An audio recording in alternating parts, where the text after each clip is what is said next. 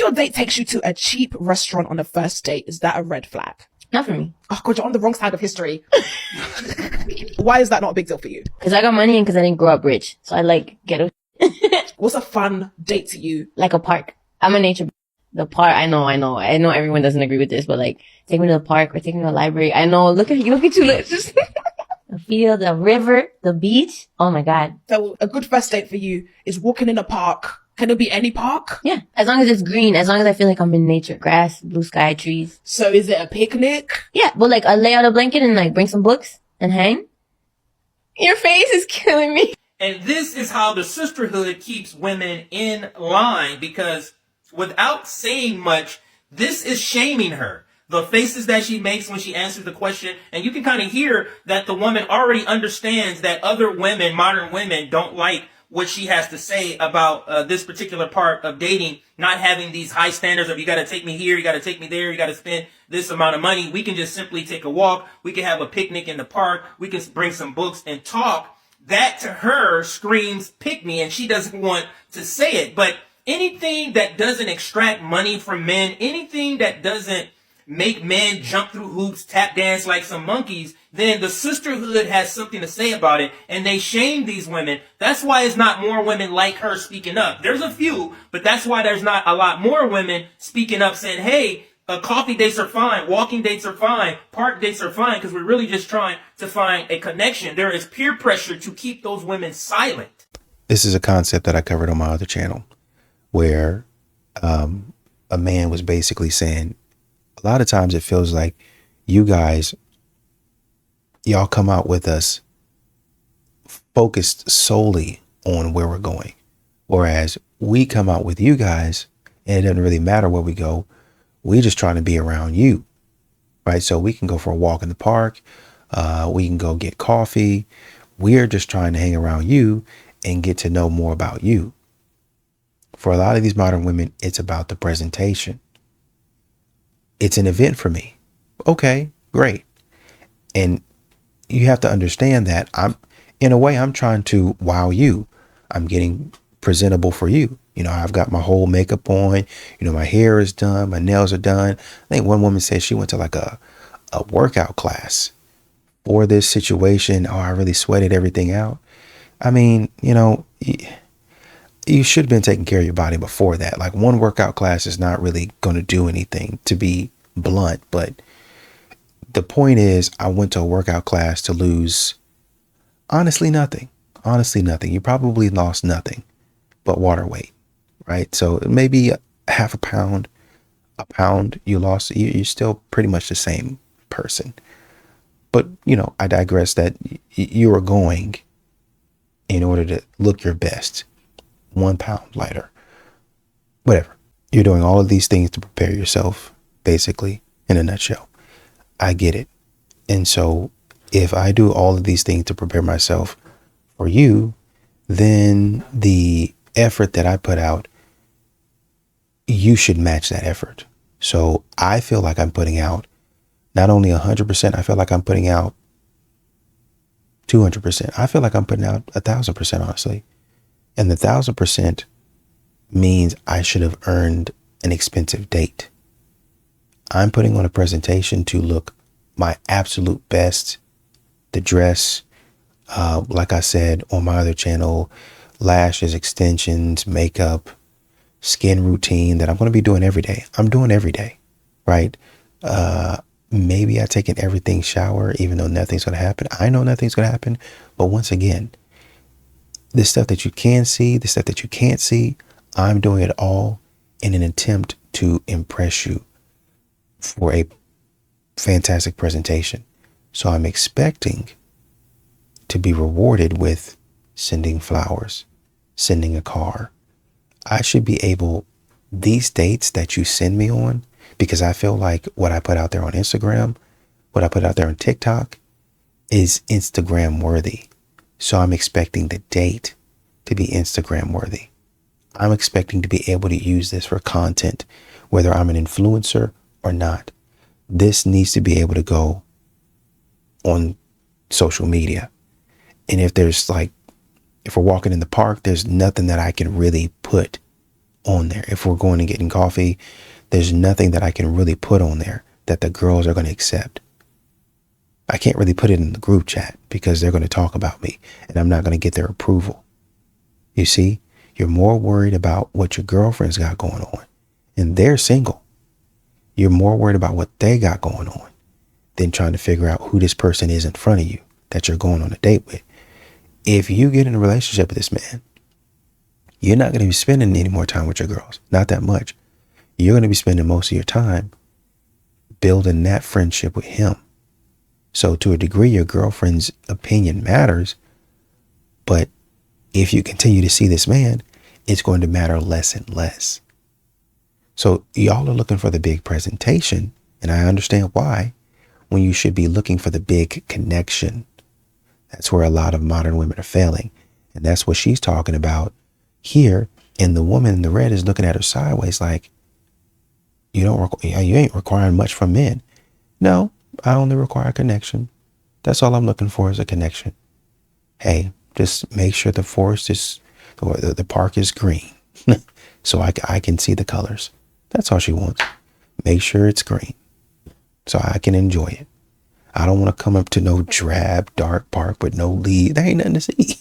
Ain't no nature. I can't take pictures. That's Instagrammable content right there. If you can take a picture in a park of nature, that's Instagrammable. But most modern women, they think the same as all these other women. So they're trying to do the same thing. I want to go out and take a picture of the expensive plate to let y'all know what type of game I'm playing, what type of level I'm on. I'm going to take a picture of my dress. I want to take a picture of the drink just to let y'all know what type of level I'm on. I'm going to take a picture of my hand, my nails, my hair, the necklace, the car that's picking me up. I'm going to take a video of that.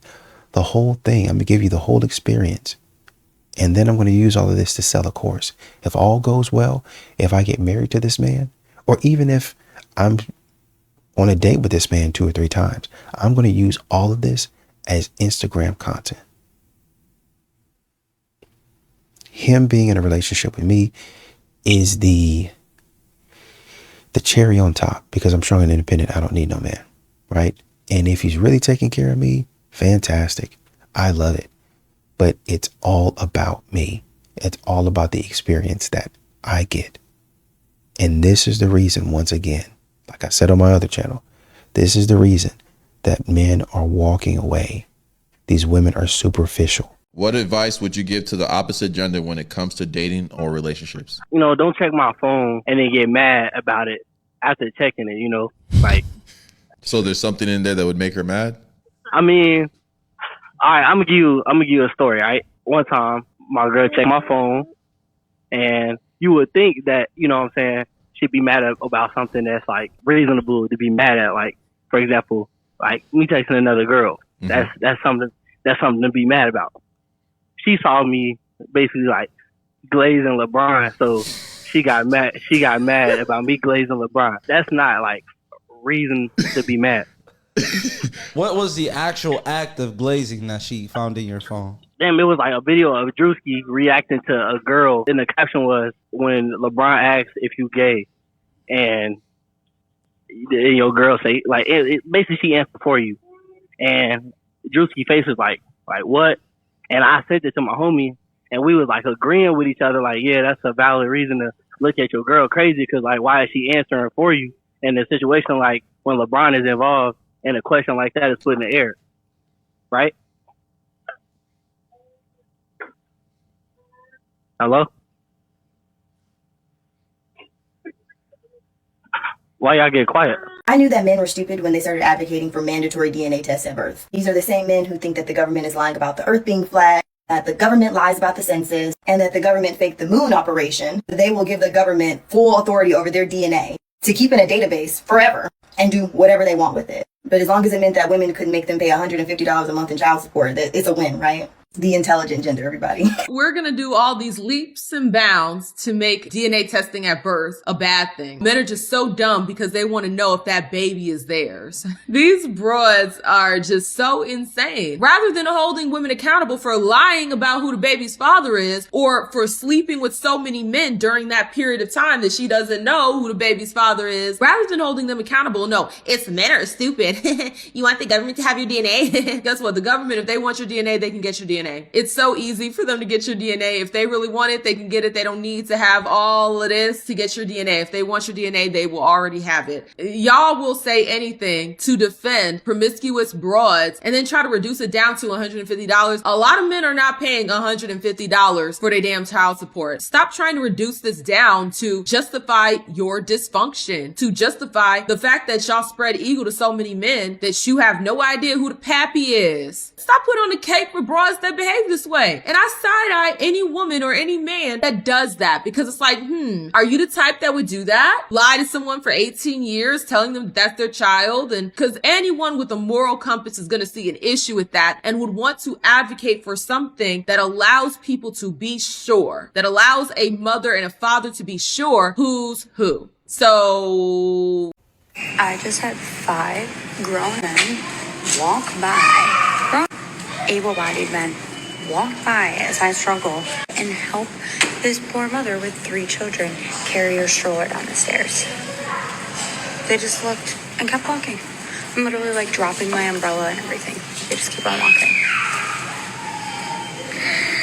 Exactly 3 videos before this one was a news story about how a man that was a security guard was by a sidewalk by a bus station. That security guard saved a woman's life that was not paying attention. She was looking at her phone and about to cross the street right in front of a bus. In the video, you see this man reach out and grab her back with one hand onto the sidewalk, and then he uses his other hand to help keep her standing, but she ends up kind of crashing down to the floor anyways. This woman ended up pressing charges on this man for grabbing her the way that he did. And what was honestly up for debate, according to this woman and some people that were supporting her, was that that man should have asked for consent, that he shouldn't have touched her. So yeah, that's why. That's why a man is not going to handle your bags, and especially anything to do with a child, even if the child is not in the stroller. He doesn't want anything that could come back and fall back on him. It's women screaming for equality and trying to get men in trouble for basically just doing the things that they've always wanted to do. Genuinely,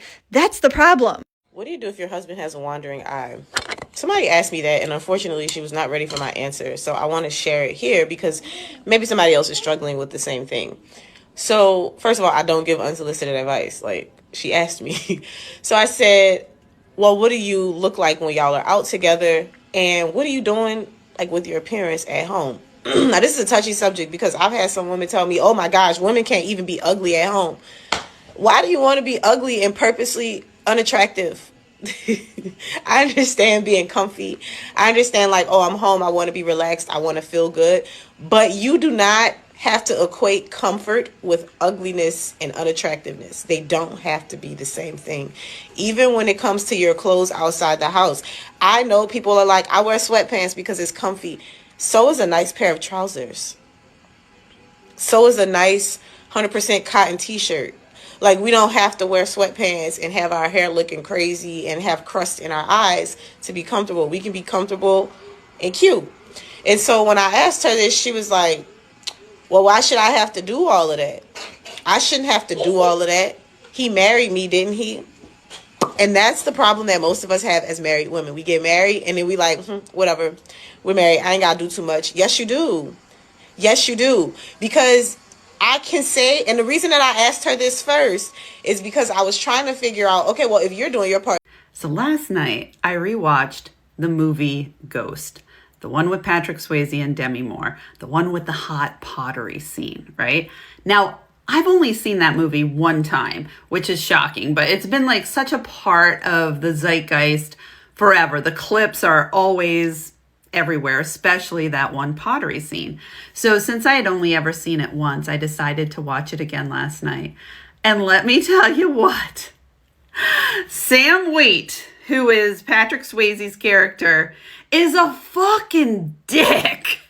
It's shocking. It's literally so shocking to me to see this movie through my 51-year-old eyes, my twice married, twice divorced eyes, my eyes that have been open wide. Walk with me here. So we're going to start hot with the pottery scene, okay? We all remember it. We remember the song. We remember the sexiness about it. Let's watch. Okay, I'm going to set it up real quick for you. She can't sleep, so she goes downstairs to her pottery studio because she's a potter. This is her job. He comes down because she's not in bed. Sits behind her, tickles her, and then shoves his finger in what she's making. Did you catch what he said? He said, "I hope that wasn't a masterpiece." And she said, "Well, it's not now." And that is not even the worst scene. It gets so much worse. And this is the establishing shots of the movie that are supposed to show their relationship, the depth of their love before he fucking gets murked. Spoiler alert, right? Hold on. So in this scene, they go out on a date.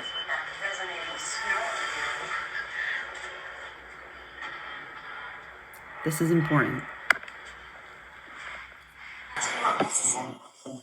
Yeah, 6 times.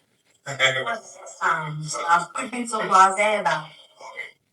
This is really important. I'm gonna have 2 pieces in your gallery. The New York Times is Molly, New York Times is just some frustrated little critic with pimples on his ass who flunked out of art school, so who cares what they think? They learn in New York Times. Yeah, they're just reading the sports page. They want to know you. Yeah, it shouldn't matter what anyone else thinks, just what I think.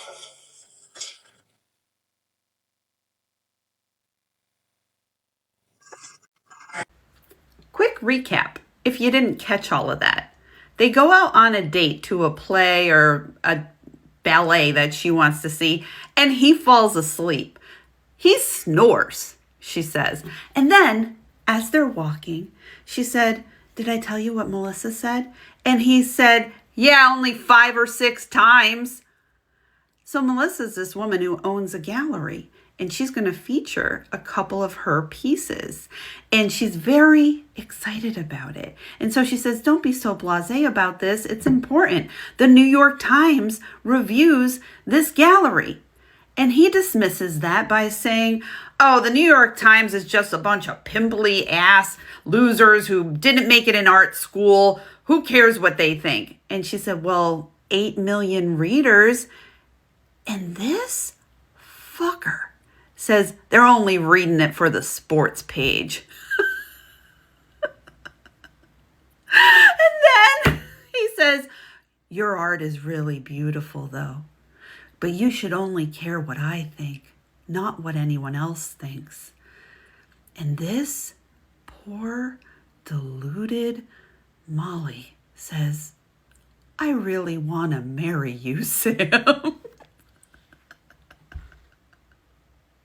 And then, no wonder none of us Gen X women had a fucking clue what love is. Because then it doesn't end. It goes on with her saying, "Why don't you ever tell me that you love me? I tell you all the time." And he says, "I say it." And she said, "No, you just say ditto." And then I'm pretty sure around that time is when the guy comes out of the doorway and just fucking turns him into a ghost. He deserves to be a ghost. Molly, you in danger, girl, from the second you met Sam Wheat. He's a piece of shit. So I haven't actually seen the movie, but I think And essentially, she had a couple of women going back and forth in the comments with her about basically how she's reading the movie. And, it's understandable that you would see it a certain way, but that's, that's not the only way to see it, right? You could read it as, well, he's clumsy sometimes emotionally. Sometimes he says stuff that he should have said at the moment. Sometimes he's sarcastic when he probably doesn't need to be. You can read it as all of that. But I think the issue here is, why you're divorced. Quite honestly, if I can give you my honest opinion, I think that's why you're divorced. It is because, a lot of modern women, they have this type of thinking to where, the man he doesn't really love her. He's a jerk. And they use two specific examples out of an entire relationship. I'm not even sure how long that movie was. Let's say that movie was like an hour and a half, right? Back in the 90s, they didn't really have a lot of movies that were super long, thankfully. So let's say that movie is an hour and a half. So you take, let's say that scene was 5 minutes, okay? And then you take another scene. Let's say that scene that you were just talking about right there was another 5 minutes. And I feel like I'm being gracious and giving you those 10 minutes there. 10 minutes out of 90. Okay. All right. So just because I was curious, I did a little bit more research. And I think the movie was, what do they say, somewhere around 2 hours or something like that. Those scenes in total, let's say about 5 to 6 minutes. So if we look at the percentage of time, if we look at that, you see what, 4, 5, 6, 7% of the time he was doing that.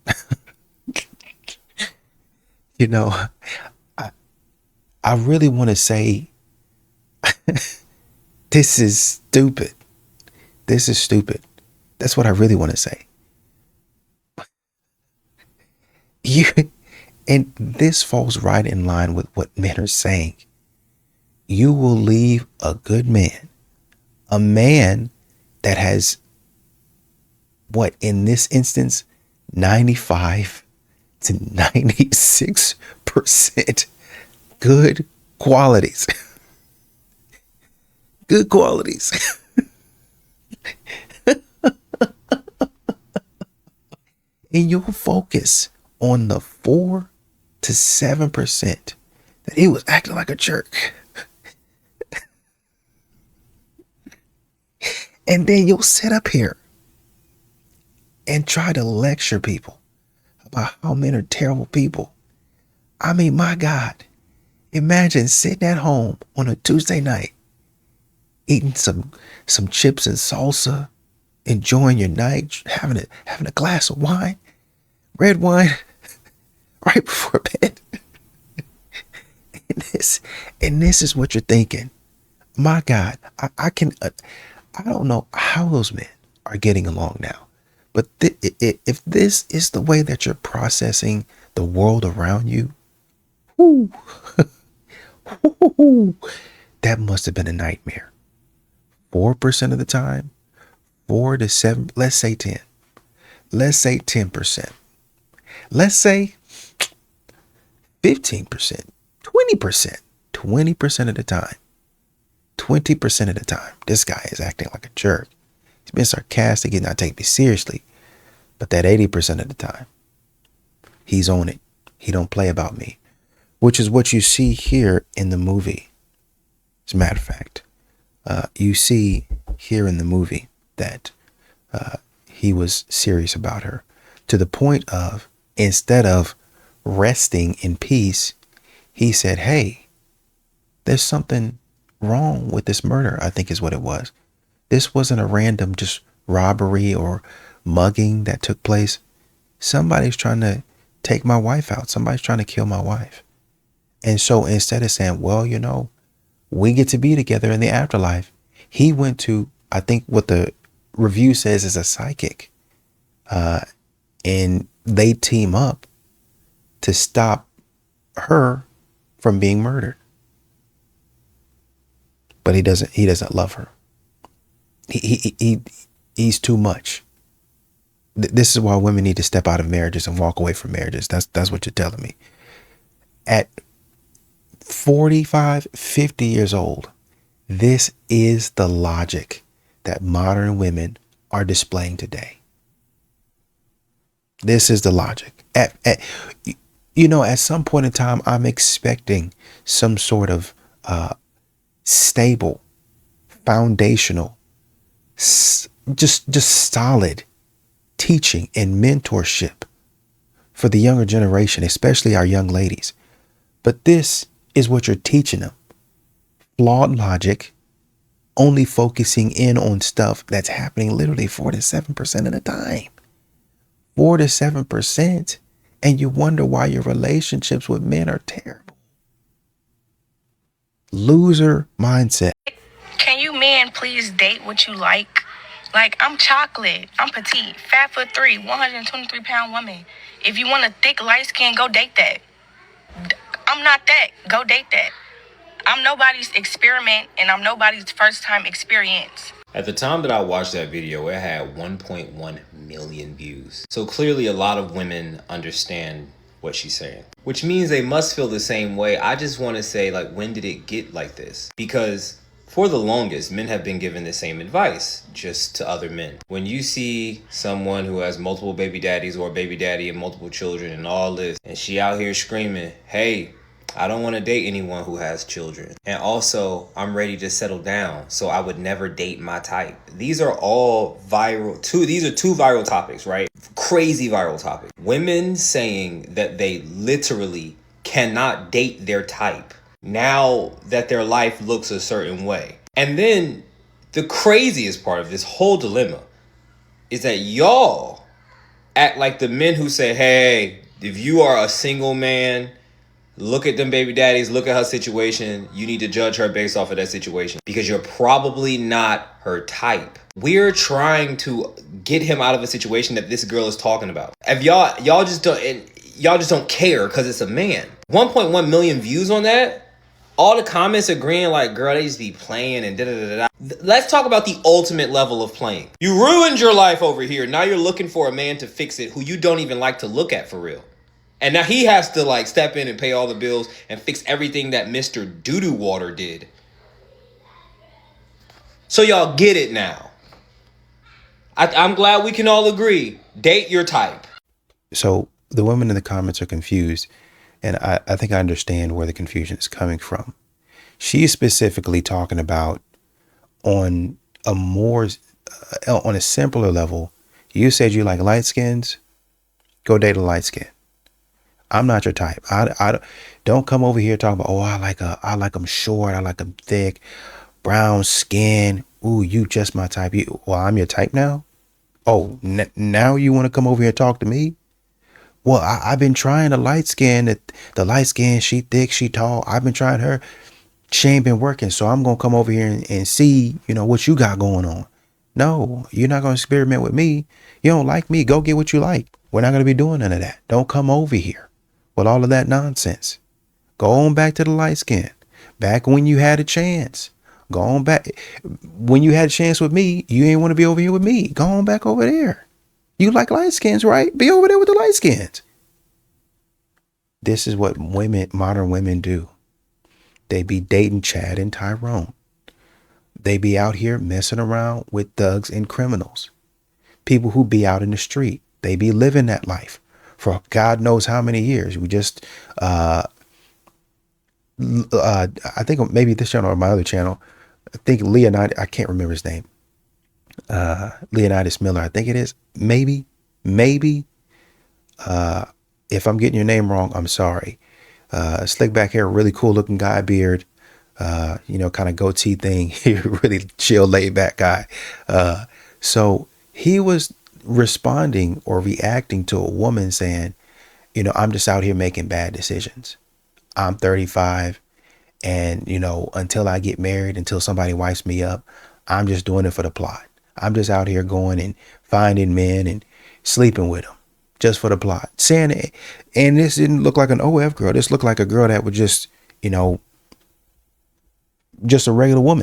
And so you have women that speak like this. They talk like this. They be out here messing around with different dudes. But then when it comes time for them to settle down, all of a sudden, I'm over here in your face. Oh, you're a good man. Oh, yeah, I know I said you was average and you was basic and you was bum back then, but now this is the dark skin. Now you basically saying that would be, for you as a woman, that would be your tall, light-skinned woman. And now you would be going in this situation, you as a woman would be going for the short, dark-skinned girl. Does that make sense? Whereas as a man, he's coming in saying, you're seeing his track record and you're seeing him go out here and pick a light-skinned woman. And now he's coming to you and saying, well, it hadn't worked. You're seeing it hasn't worked out with the light-skinned woman. And now he's going to you as a dark-skinned woman and saying, hey, you want to give this a try? You're like, no, you should have picked me a long time ago. It's the same concept when a man is seeing you with Chad and Tyrone. And then now you're coming to me and you say, hey, you want to give this a shot? No, I don't. I don't. No. Are you dumb? Are you crazy? Get out of my face. You come to me now. You want to, well, let's just see if it works with him now. After you have like 3 kids, you have 3 kids, man, 2 baby daddies. And now you want to see if it works with me. No, absolutely not. That's what he's saying. And then he took it a step further and he said, and this is what we tell our brothers to watch out for. It's for women who are out here not going after their type or going after their type in their early, 20s, racking up a body count. And then when it doesn't serve them anymore, now they're coming after the man that they didn't want in their 20s, the man that they put in their friend zone. And saying to him, hey, you want to make this work? Do I want to be a stepdaddy? No. Do I want something that, or somebody that's been out there acting irresponsibly? No, that's not for me. That's not for me. I've been out here working, grinding, hustling. I've been in the gym darn near every day. I mean, I might not have a 6-pack, but I try to maintain a relatively active and healthy lifestyle. So, I mean, no, I'm not interested. Does my husband think the things he does for me are bare minimum or above and beyond? Leaving me a post-it note every single day. Bare minimum. Cooking dinner every night. Bare minimum. Doing the dishes after you cook dinner every night. Bare minimum. Doing your own laundry. Bare minimum. Planning date nights. Bare minimum. Bringing me matcha in the morning. Bare minimum. The New York trip that you planned for my birthday. Above and beyond. Buying me a car when we were engaged. Above and beyond. Buying me my dream car after I had our son. Bare minimum. Buying me a Cartier ring for our 7-year wedding anniversary. Bare minimum. What? If you can afford it. Okay. So just the ring. Yeah. Complimenting me every day, not just on my looks, but like my character traits, like how I'm funny or fun or you love me or like whatever. Bare minimum. The fact that you don't yell at me or call me names. Bare minimum. No, I had to add it. Oh my God. Paying all of our bills. Bare minimum. Being in this TikTok with me. Bare minimum. And there you have it. Yeah, come on, guys. Step up. Okay, I'm like so embarrassed for him that I'm like, I really, like, what went wrong? Really? So the fact that he did the video is like, what masculine guy is going to do this video with her on it? I mean, like, do you not, like, it's like a walking low T situation, right? Like, why would you do this video where she's advertising to the world that you basically like wait on her hand and foot, buy her everything she wants? Now, some of this stuff is fine, right? It's nice to compliment your woman. You're in love with her. Honey, you look beautiful today. Like, these are nice things. Obviously, you shouldn't be screaming and yelling and calling names at her. I mean, some of this stuff is totally fine. The fact that you do all of the laundry and he does all of his laundry and then he does all of the cooking and all of the dishes. I don't really know what's going on in that. Like, what is she doing? I'm just asking. What does she do? Just a question. But regardless, it's not so much a problem. Everyone has a right to create their own relationship dynamic, whatever you want it to be. But the fact that he's in a video, what did she say to him? to make this video. Honey, I want you to make this video with me to showcase that like all this totally like amazing, crazy stuff you do for me is just like bare minimum. So that women now have this like wild expectation of guys out there, and they tell guys who aren't willing to do all this crazy stuff to get lost, and then they wind up alone. And I'm sitting here, and because I kind of walk all over you, I still get it. Like, what is what is that conversation? And imagine then guys that are out there working, busy, you can't be, imagine like your average guy, like working 9 to 6 job, whatever, taking on a second job. How's that guy going to be, cooking and cleaning and doing laundry? Like, I don't know what their situation is, but it's just not possible. Again, guys, don't do videos like this. Like, I don't care what she promises you.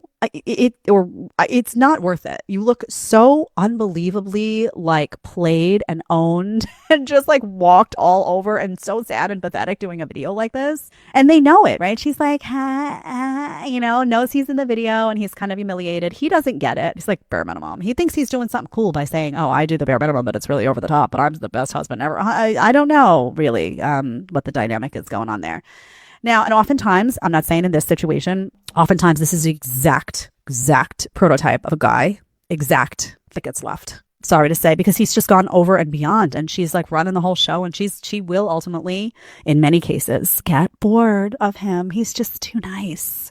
He's too present. He's just doing too much, right? You know it. Hit that subscribe button. Hit that like. You know it. All right. I mean, whatever you want to do in your relationship, go ahead and do that. He did throw a caveat in there that said, hey, if you can afford it, then yeah, go ahead and do it. Right. Me buying this stuff, I can afford it. So, to me, I feel like it's bare minimum. It's based on how much money I have.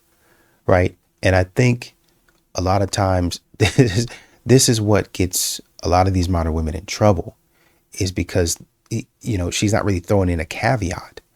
She's saying, OK, this is what you should expect from your man. But not every man has that. And so now you're saying, OK, you might be a good guy, but because you don't meet this threshold of finances, then you're not a good person. Now, like Jedediah was saying, there's, things that you could do. You can compliment your woman. You can buy her flowers. But some modern women out there, they be like, oh, man, well, these are only $10. I wanted something that's $50, bare minimum every week. So essentially you're spending $200 on flowers.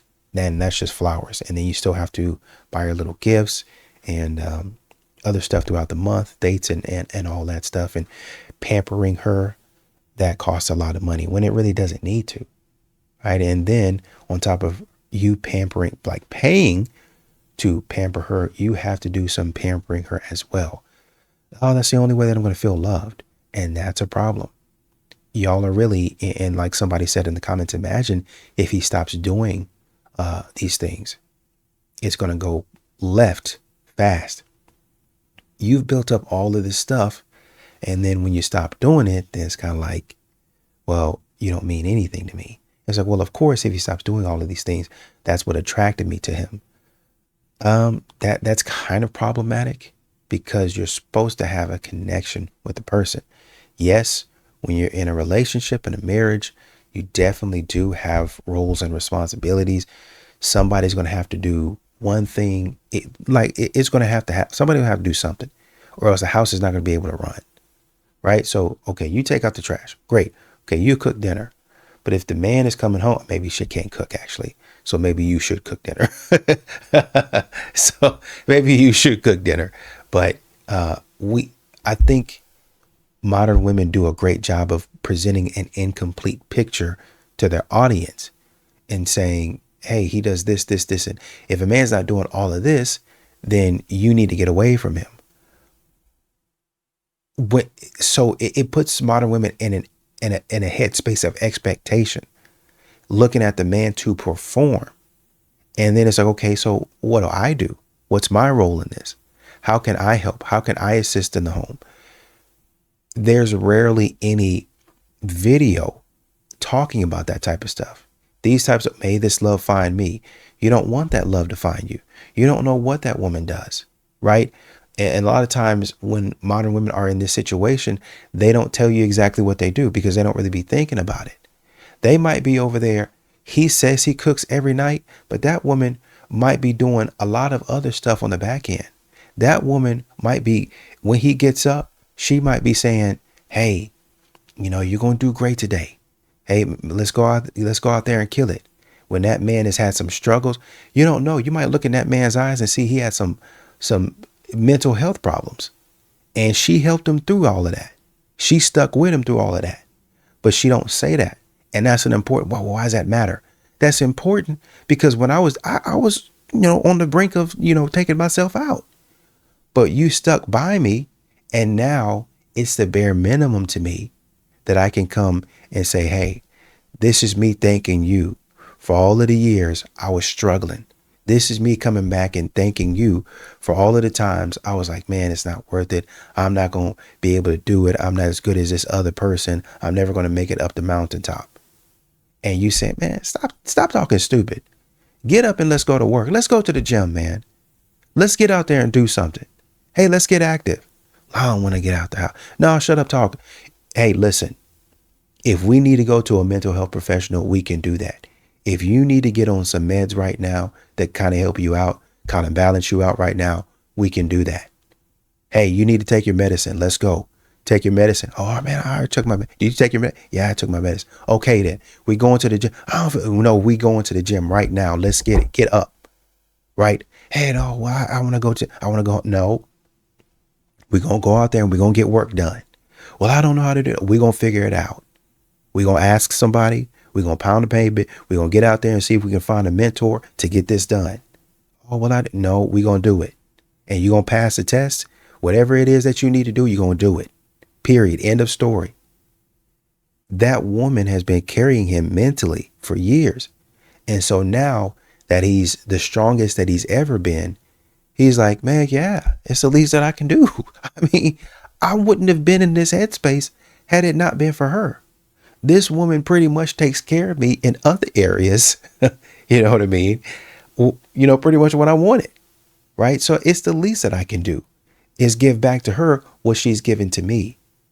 They don't really show that portion of it. And so women are thinking, oh, well, I don't have to do anything. I can just be lazy. I don't have to give him anything. I don't have to show him intimacy or give him intimacy.